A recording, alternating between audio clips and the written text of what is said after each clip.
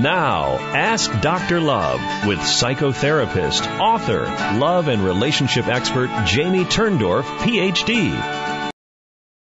Hello, everybody, and welcome to Ask Dr. Love Radio. I'm Dr. Jamie Turndorf, and it's my pleasure to be with you again today.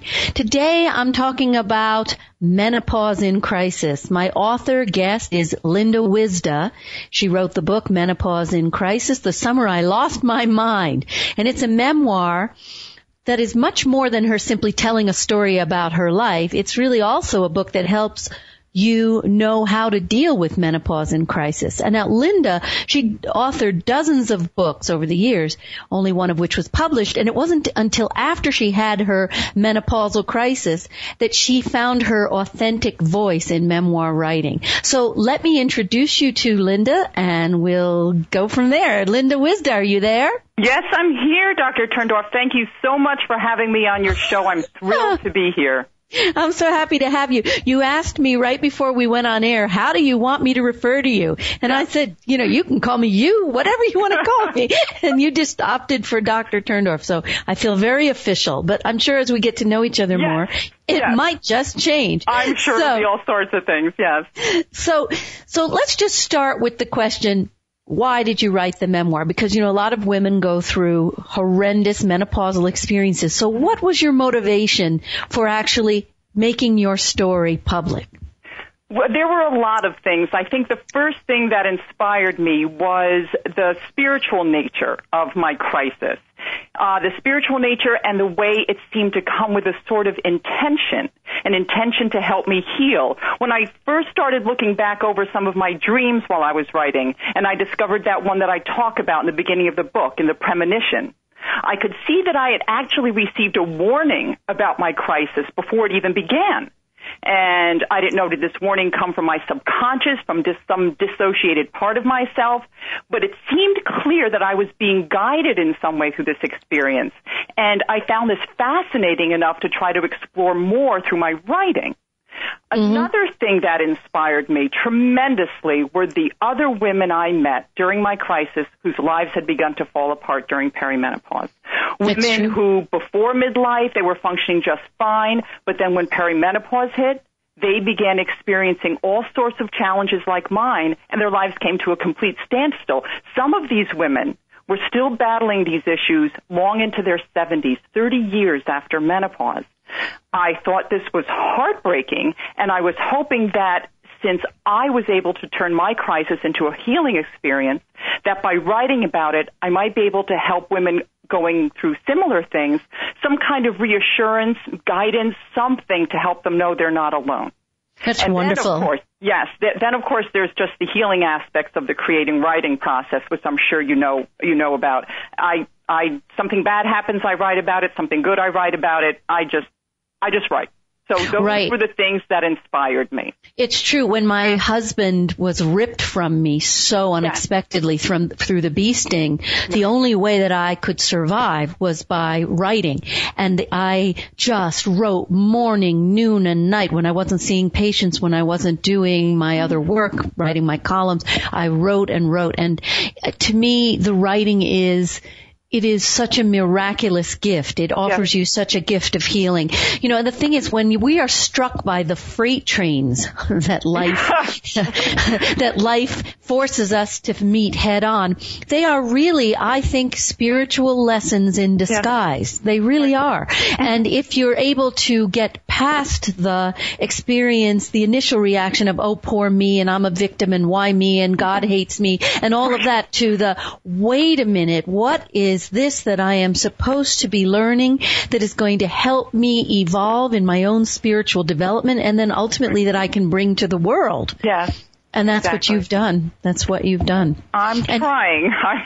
It was we're all works in progress. Yes, exactly. It was just such a tremendous experience. It was a transpersonal experience, so it was this other dimensional kind of thing that I was really very aware of as it was happening, but because of how physical the challenges were, the racing heart, the skyrocketing blood pressure, the shaking, whatever was happening with my eyes, I thought I had some terrible physical disease and I was going to die. And describe what happened to your eyes. Well, my pupils, I couldn't see. I couldn't see anything. Everything was a blur, and my pupils shrunk down to these tiny little pinhead things. And, as I say in the memoir, it's in one of the later chapters, this was so horrendous, and I was in such a state, I would actually go into the hallway closet with a mirror and a flashlight, and I would flash the light into my eyes to see if they would still dilate. Right, and then you get hypochondriacal, which I know that's a big word for. You think you're dying of some horrible disease, There seemed to be no other explanation. I went from doctor to doctor, and no one could tell me what was happening to me. And that's another reason why I wanted to write this, because then through my healing and through discovering all of these things, and I then went on to look at Stanislav Grof's work in Spiritual Emergency, I discovered that I had a type of spiritual crisis. This was a Kundalini-type crisis, and it was 2 years after the whole experience that I found all the symptoms I was having and how much easier my experience would have been had I known about this early on, and I would have known what direction to go in. I was just running pell-mell off any cliff I could find just for relief, to know what was going on, something. It was maddening, just maddening. Right. Now, you said Kundalini crisis. A lot of people may have heard of Kundalini yoga, but I'm sure that people listening don't know what a Kundalini crisis is. Right. There's a lot of different types of spiritual crises. People will have out-of-body experiences, certainly a near-death experience. They'll have experiences with the paranormal. And when I first started reading Grof's work, actually, and I was reading through those experiences, I was like, that's not it. I knew my experience was so physical. And when I hit the part on Kundalini crisis, I was like, that's it. That is definitely it. So the Kundalini, and I think it's difficult to talk about this in an Eastern sense because when I was studying to be a yoga teacher before my crisis, I read Kundalini crisis, whatever, that won't happen to me. I'm not in the East. So I figured I was safe from all of that. But this is just a type of spiritual crisis that can happen to anyone. I know people who never studied yoga and had this kind of thing. But in the Eastern philosophies, the energy of the body sits at the base of the spine. You can think about it in a spiral, sort of like a snake thing. And under certain circumstances, for me, the trigger were the hormonal changes of menopause, and I had a daily yoga practice. Something will ignite that energy, and it starts moving through your body. In Eastern teachings, it will be moving through the chakras from the pelvis up into the navel, up into the chest. But it starts, to me, there was no organization to that. It just started blasting through my body chaotically. That's all I could identify was absolute chaos. I think I've been living in a Kundalini crisis since I was born. No, I was born 3 months early. So most people who are born that early, they don't live. I was only 1 pound and many of my organs didn't form right. And so among other things, I had these crazy, delirious 106-degree fevers for the first 10 years of my life. So, and I talk about this in the book that I have coming out in July. It's called Love Never Dies, where I talk about my spiritual reconnection with my husband after he left his body when he was stung by the bee. And I describe the fact that, apparently the high fevers, when you read the accounts of mystics and mediums, many of them develop the ability after one high fever. And here I was baking at 106 every month of my life. So I was always mostly in the spirit world. I totally get what you're talking about. I do. And you never, because in our culture, we don't talk about these experiences. I think there was a time long ago when people knew these things happened and you could accept them more easily and know what was going on. I would be laying down and I would have such electricity going through my body, I would be like dragged up into a sitting position. And I would try to lay down and my body just kept jerking up into these things. I was like, I'm dying. You were being jolted by, it was like as if, they were like spiritual paddles jolting you awake, Yeah. You know, like when they put the paddles on you to resuscitate you. You were sort of being given a spiritual resuscitation with all this energy shooting through you. Right. Oh, my gosh. It was just the most bizarre thing. Yeah. I couldn't believe it. And I just wanted to know what was happening. How am I going to fix this? And I was dying. I told people I knew I was dying. I've read also, it was in Lee Sinella's work regarding the Kundalini experience that when you don't receive the right guidance and the right information, that it can manifest into a type of schizophrenic-like condition. And this is certainly where I went.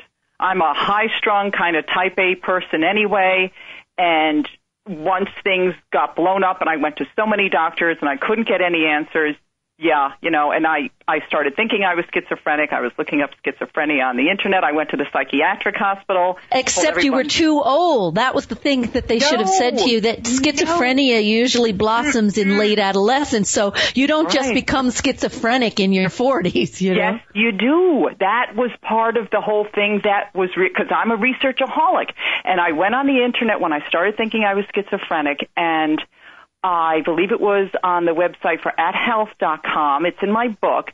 And I found information that for women, there is a second peak for schizophrenia. When their hormones go crazy. That's the typical Western labeling crap. They're calling it schizophrenia and putting labels on people instead of your hormones are making you crazy. Exactly. It's a spiritual crisis that happens during menopause. And because most of our culture doesn't understand that, it's got to be labeled as some sort of psychiatric condition. So it's boom, schizophrenia. And I think what happens is that women get stuck in their crisis experience, that instead of being given the tools to resolve that crisis, they get stuck there because they don't know what's happening, and they end up going down all sorts of paths that don't allow them to release the energy that's created the crisis. So that's an interesting concept, the releasing of the energy. So I would assume, since you're speaking about energy release, you're talking about physical practices to release the energy. Yes, definitely, and especially in cases when there's been abuse, sexual abuse, physical abuse, because certainly if trauma is going to go in through the body, it's got to come out through the body. Right. We're going to talk more about this in the upcoming segments because obviously, it's a hard thing for people to understand. Sometimes I use the analogy of the body being a closed vessel, and there's only so much. Well, I actually say we're like blivets. That's 50 pounds of poop in a 5-pound bag. Okay. You want to say poop? I would say how much can you put in there before the bag starts to fray? And you can't. It just doesn't. It doesn't fall out your ear. It doesn't go away by itself. So if you're not actively working to free up your cells from all the garbage and the cellular memory of past traumas, you become the blivet and the bag breaks. And then that's when the poop hits the fan. That's exactly. Right. So I'm going to take a brief break. Okay. When I come back, we're going to do my quickie segment. You can guess what that's about. Be back with you in a moment on Ask Dr. Love Radio. Hello again, and welcome back to Ask Dr. Love Radio. I'm Dr. Jamie Turndorf, and today I'm talking about menopause in crisis with author Lynda Wyzda. This is the time in the show where I do my Dr. Love's Quickie, my short little segment. And I do some little tweets to remind people about the topic and the message of the show of the week. So I'm just going to lay a few tweets on you and everybody who's listening that makes you want to holler because you're too hot under the collar. Know that you can make the inferno go. Okay. If you don't want to hit the hay, menopause may be at play. We haven't even gotten to that part yet. Want an escape clause for menopause? Is menopause bringing out those claws? And if you think you've left your childhood behind, menopause causes an emotional rewind. We're going to be talking about that. Does lack of sleep make you want to weep? Is menopause putting your sanity on pause? Are you a very hot mama? Well, it could be emotional trauma. Menopause has a way of bringing old scars into play. And if menopause is making you want to crawl in a hole, old scars may be playing a role. And when menopause has you sick in body, childhood trauma may actually be making you feel so shoddy. So awesome. Those are awesome. You got to make magnets for the refrigerator. I know. I should do just Dr. Love's little tweet T-shirts. It's 8 o'clock. Do you know where your inner child is? Something crazy. And there's a whole other book for you. Like the different life aspects, the menopause chapter, the grief chapter, and just have all those picky little phrases. I know. I guess I should do a compilation of the best tweets. Like one of the ones that I did that was crazy was I was talking about how to tell the difference between love and lust, and I said never use your Peter as a love meter because your Peter can steer you wrong. So a guy writes to me on YouTube, "Thanks, Dr. Love. My mother never told me that." Oh God! See, you got to do it. There's another book idea for you. Yeah, there you go. So I'm talking a lot about the link between old scars and menopausal crisis. So we were alluding to that before we took the break, that old scars, sexual abuse, emotional abuse. Talk about how that's connected to the upheaval later in life when you start menopause and perimenopause. Well, it's interesting. I started to discover information about that when I came out of the hospital.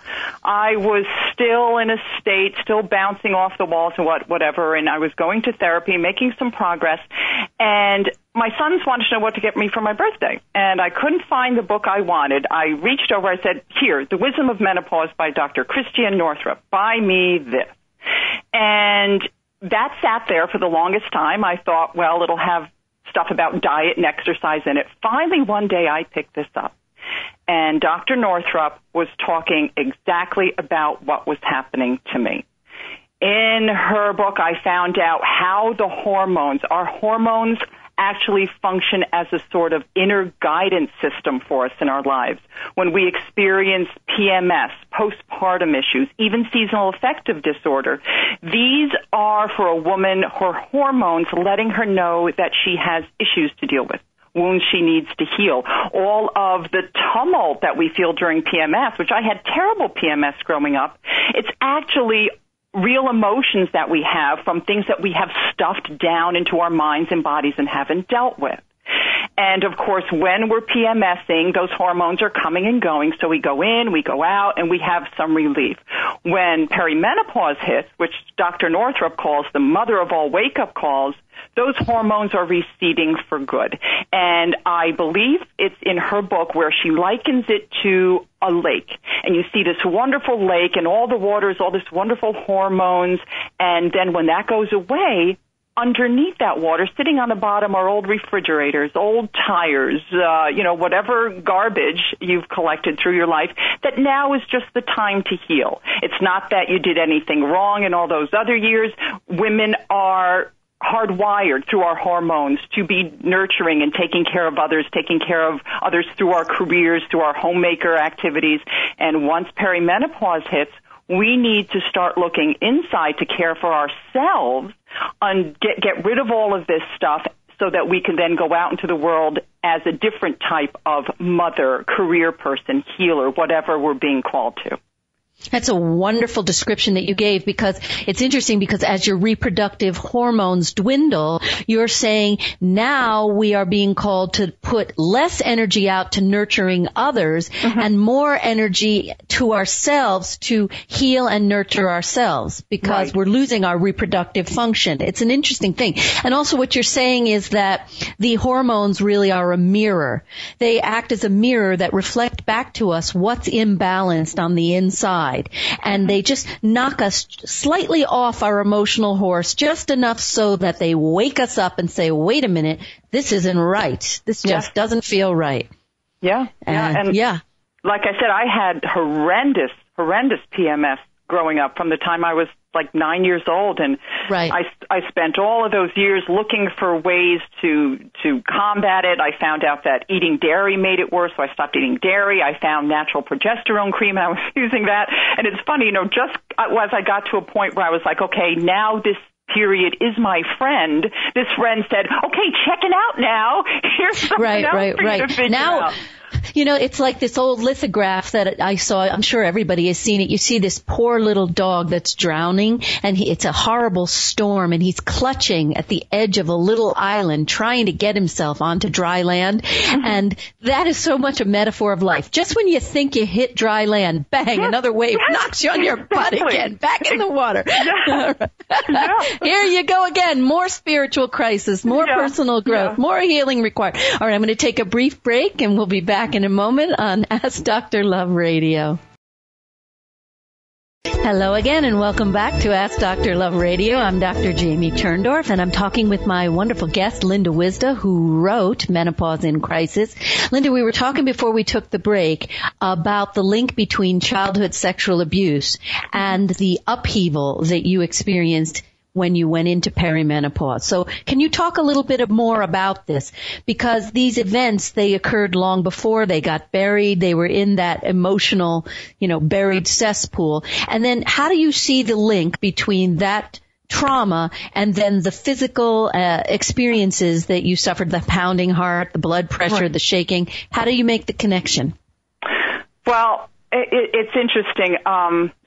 As you know, this is dissociation. It's a very complex mechanism. And depending on the triggering event, it ranges from the simple daydreaming we do when we're bored, all the way to having completely separate aspects to our identity due to acts of abuse. And that's what was once known as multiple personality, dissociative identity disorder. And when we dissociate the memories and the experiences, we're also dissociating the feelings that we were having physically and emotionally. And I think that the most significant and disturbing way that my dissociation played into my crisis were the panic attacks and suicidal thoughts that I was having.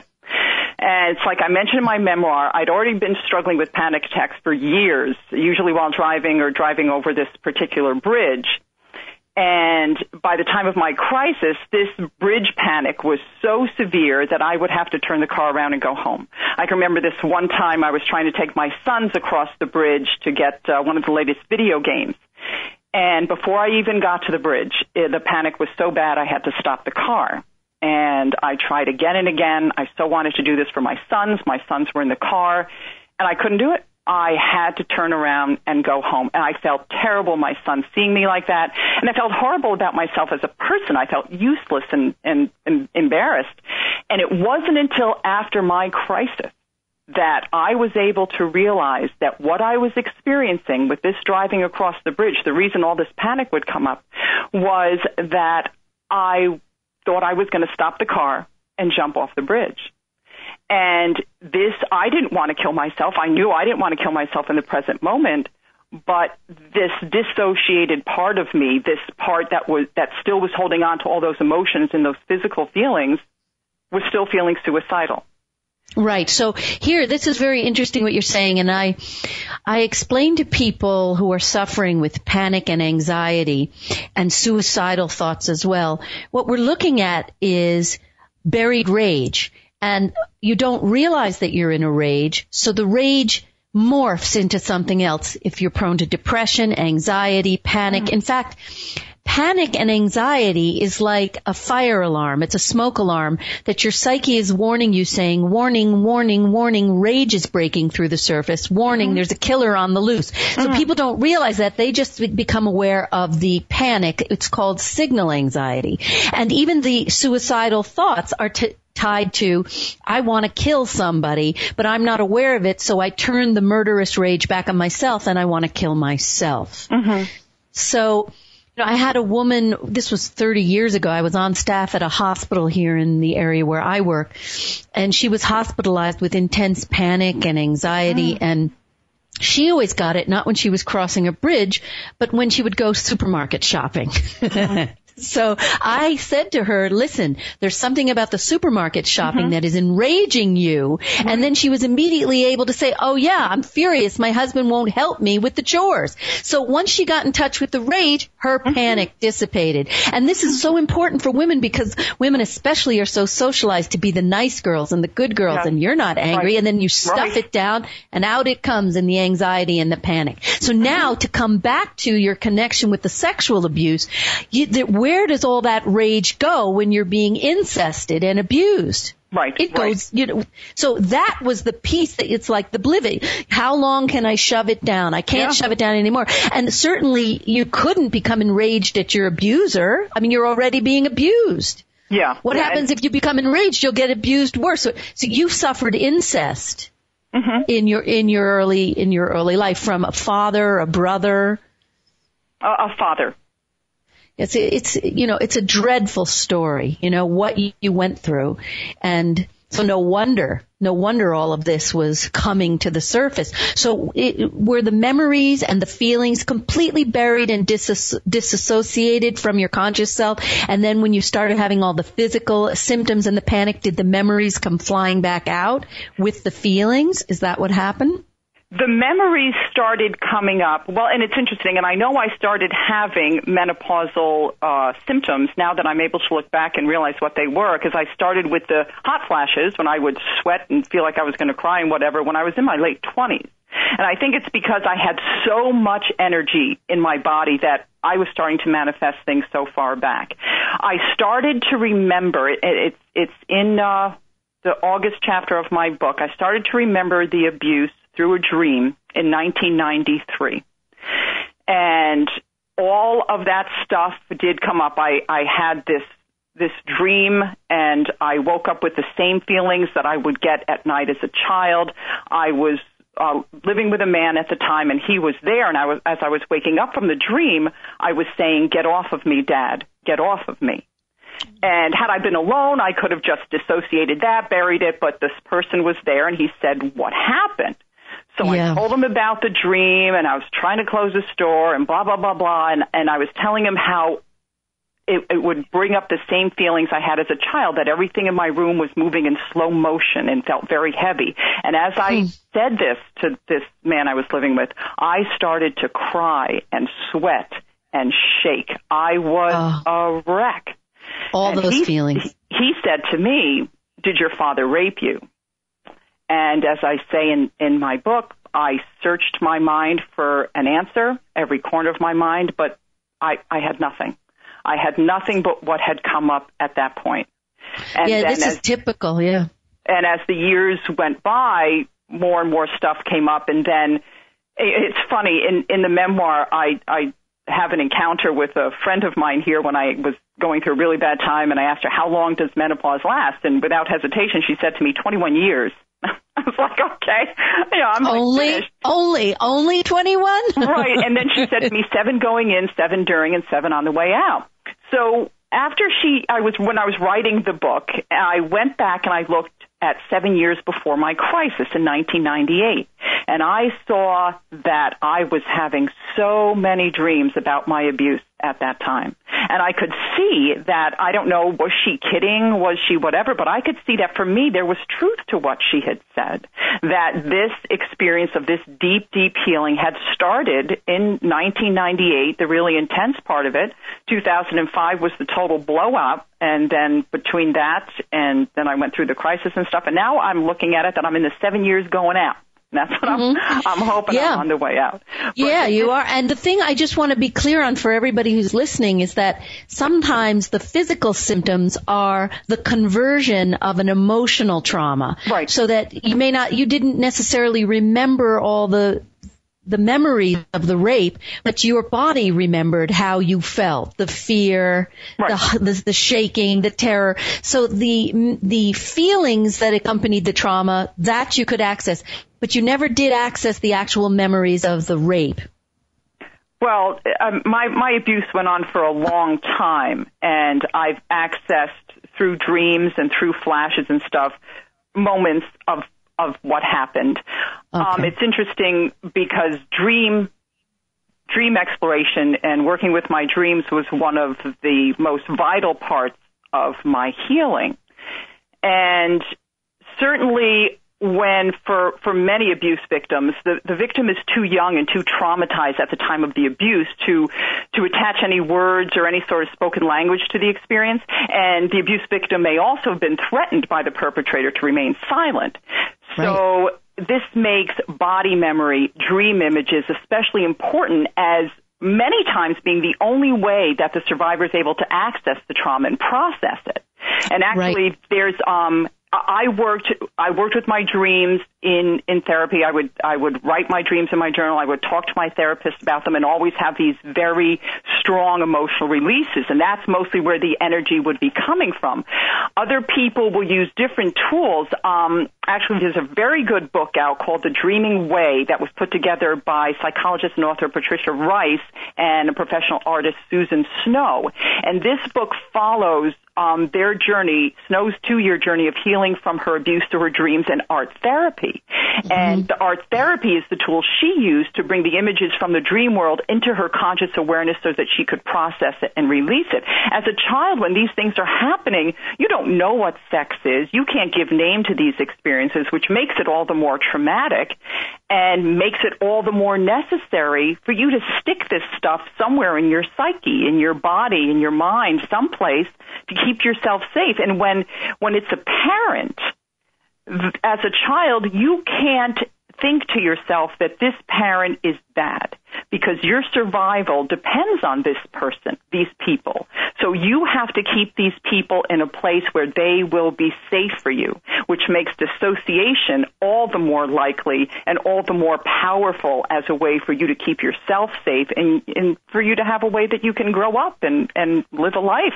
And then when you become an adult, the dissociation is a survival mechanism, and it's very vital and it's very important. It's a very good thing for the child. As an adult, dissociating becomes very traumatic to your adult responsibilities. You don't want to, be going around doing your things and then dissociate into some other aspect of your personality. You want to be able to resolve that trauma, resolve the dissociation, and be able to function on a more holistic level. That's a wonderful description, right. So you want to open up all the doors and introduce all the feelings and all the parts of yourselves to each other and integrate them. That's really, really, really good. So now, you also said in the chapter on feminine forces that you struggled with anorexia and bulimia. And these eating disorders obviously are linked to the abuse that you suffered. Now, a lot of people may not understand how, so say a few words about that.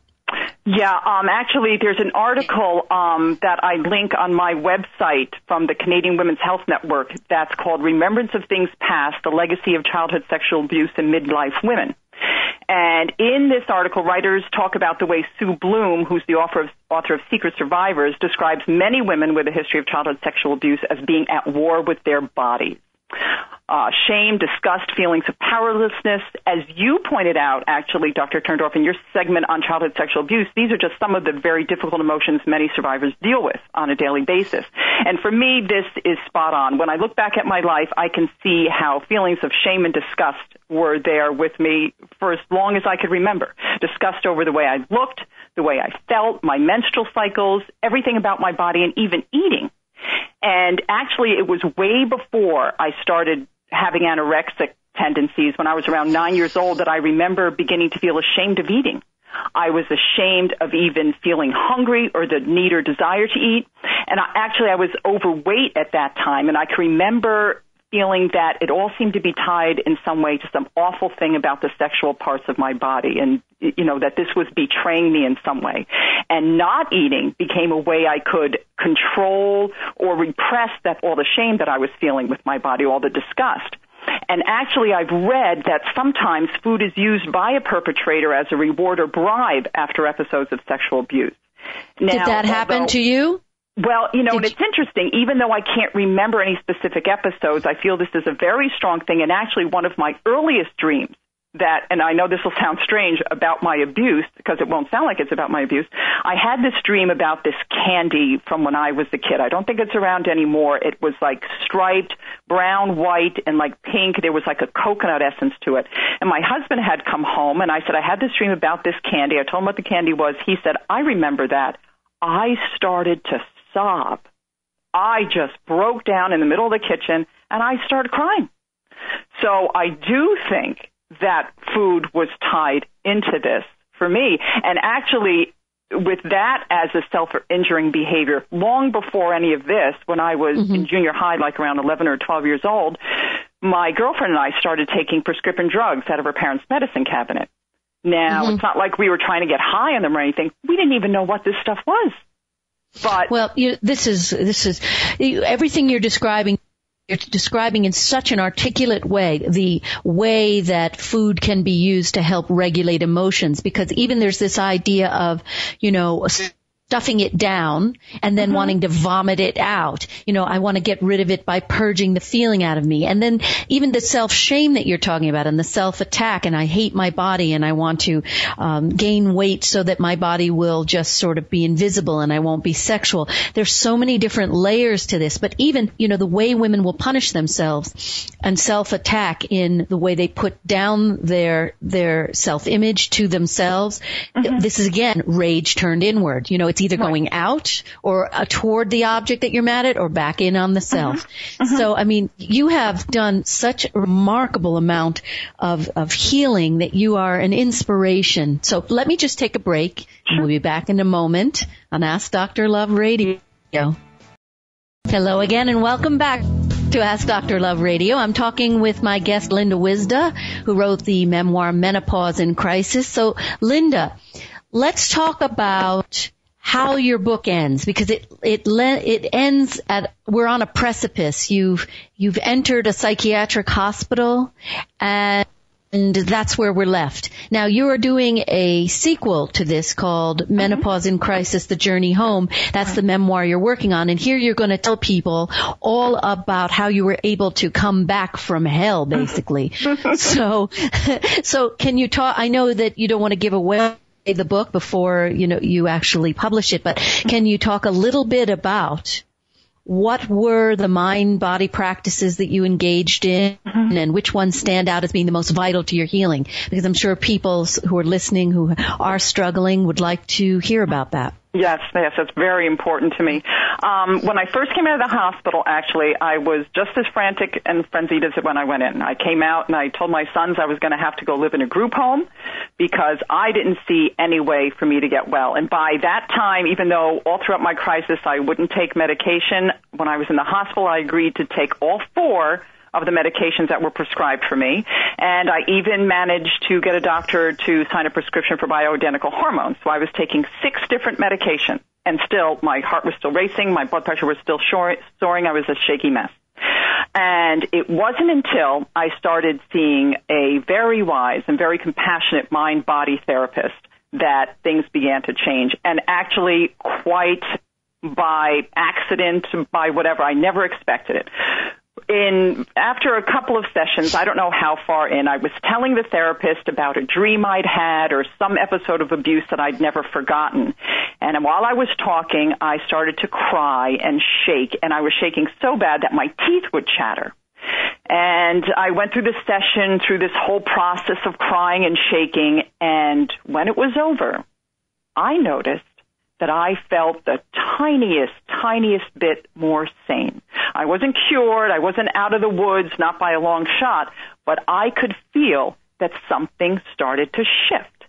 And no one ever planned it. I don't even know if the therapist planned it, but that became the mainstay of my therapy, this mind-body releasing, mostly with my dreams. I would go in, I'd read a dream out of my journal, I'd remember something, I'd cry, I'd fall apart in there, and I'd pull myself together, and I'd go home and feel even more sane. But you know something, Lynda, there's something really important about what you're saying here, because previous to this experience with this therapist, you were having memories, you were shaking, you were crying with boyfriends, you were journaling, but there was something about the connection that you had with this therapist where you were allowing yourself to remember and then describe your experiences to somebody who obviously understood you and validated you.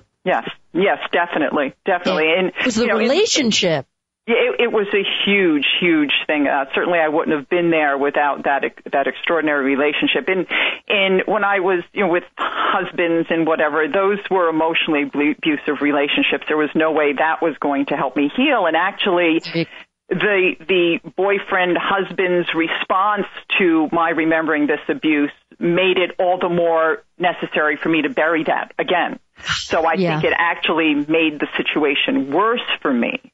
But in the therapy, I was able to do this on a weekly basis. And when I saw how well that was working, then I started getting involved in other mind-body practices like massage and hypnosis, qigong. I started doing continuum movement. And at the same time, I was still doing yoga every day and doing my writing. And then I started going also to a support group for survivors of incest. So all of that together, and when I was in the hospital and I first got there, most of the people were much younger than I was. But most of them, all of them actually, had been in the hospital before, not just once, some of them 2 and 3 times, sometimes 4 and 5. My roommate had been there 18 times in 2 years.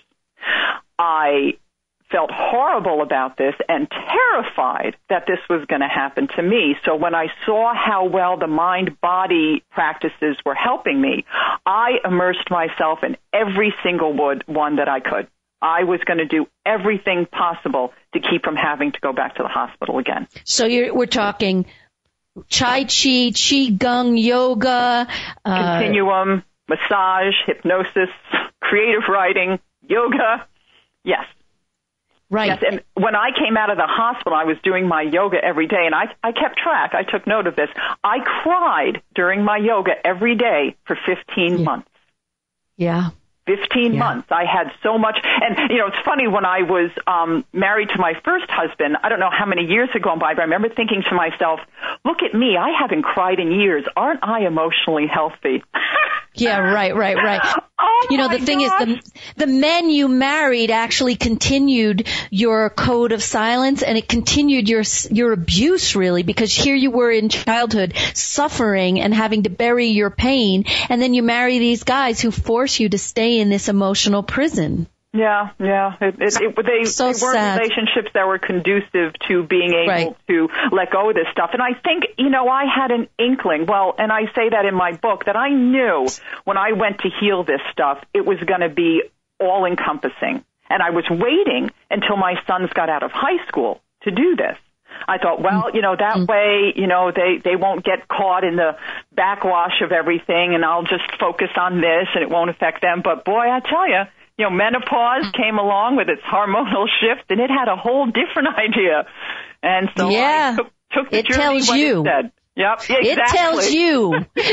Yes. When it's ready, it tells you just lay down and let the freight train run over you. And, it's like, it's breaking down all the armor, all the defenses. It's breaking you down to break you open. I say in the book that's coming out, my book, Love Never Dies, that there are many, many paths to breaking us open. For some, it's a physical sickness. For some, it's grieving. For some, it's the death of a loved one, a parent.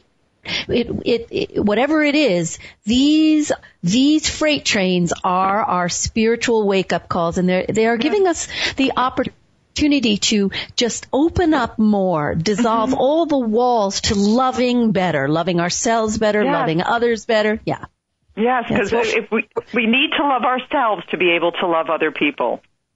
That's it. And one of the biggest impediments to loving oneself, it all comes back in a loop, is if you've got all this buried rage, well, then you're hating yourself, you're attacking yourself, your self-talk is horrible. So you have to be able to mobilize that. And I'm not saying go back to your parent. I had a patient some years ago who was raped continually by his father, who was a minister, no less. And at the time, he had a therapist who told him, go back to your father, confront your father. Well, it was not the right thing for him to do, because all that happened was the whole family rallied around the father, and he got scapegoated and ousted. So it's enough for you to know how you feel. Right. Share it with a trusted friend, a therapist, journal about it, but you don't necessarily have to bring that anger and act it out on the person who perpetrated the abuse. That isn't always beneficial. Only just use the anger in a way that you know is going to be beneficial to you, the other person, and your relationship, not just venting and dumping. So then you're not riddled with all this rage turned back on the self. Now you really can love self better, and then you can go on to loving others. counselors. So you actually became, out of this whole experience, you took masters in transpersonal studies, spiritual mentoring, transpersonal hypnosis, yoga, Reiki. I mean, you have just gone on to become a veritable guru here. So. Well, it just seemed like the natural way to go when I saw that I was researching all of this anyway, and then I had this wonderful program available to me. I really wanted to go down that path. My therapist had started encouraging me to become a therapist early on in my healing. And when I started looking at some of the programs, as wonderful as traditional programs were, they weren't right for me at that time. I wanted to be able to keep exploring things that were happening for me then, the dream therapy, what was coming up for me in yoga and continuum movement. And that was a transpersonal healing program. So I went in that direction, and it was a fabulous journey. Good. Now, so first of all, my webmaster created a little announcement, a graphic announcement for our interview. And since our interview is going to be archived permanently on my site, I'd like to send you this so that you can post it on your webpage to your social media so that your audience can forever come and listen to this interview with you, because you have done such a marvelous job. You speak so beautifully. You are so articulate. And I actually see in your future a public speaking career. I see this coming. Well, thank you very much. No doubt in my mind, and I want you to really, really think about listening to me on this and seeing to it that you make it happen, because the way you tell your story with so much honesty and open-heartedness and in such a clear way, you're going to help so many women. So tell everybody how to find you, how to find this book, your web coordinates, everything. So lay it on us. Okay. Well, my website actually right now is not the same one that's listed in the book, because I'm having trouble. This is all new to me, figure out the whole domain thing. Right now, my website is at menopauseincrisis.weebly.com. What's Weebly? How do you spell Weebly? Weebly, WEEBLY.com. And it's a web provider, free website thing. And I went through there, and then when I saw all the issues with domains about privacy and security issues, I was like, oh no, I'm going to get identity thefted. So I'm still trying to figure that out. But right now I'm at menopauseincrisis.weebly.com. And always you can get me at my email address, menopauseincrisis@yahoo.com. Okay, and your book, Menopause in Crisis. My book is available on Amazon. It's Menopause in Crisis, The Summer I Lost My Mind. And I have a link to that on my website, as well as a link to the Canadian article that I spoke about. And I also have a page about body-mind menopause mentoring. I'm hoping to use my degree and my studies in yoga and whatnot to mentor other women who are going through difficult menopause experiences and help them to get some tools, some mind-body tools to help them along that journey. That is so wonderful what you're doing. And if anyone also has trouble finding you, you'll be on my website. Great. And it's Lynda with a Y, Lynda, Wyzda, Wyzda. Yes. Right. All right. So I really, really enjoyed having you. I have a great respect and admiration for the journey you've taken, and I hope you'll stay in touch with me and continue sharing your ongoing evolution. And that's all I have for you this week on Ask Dr. Love Radio. Take care for now.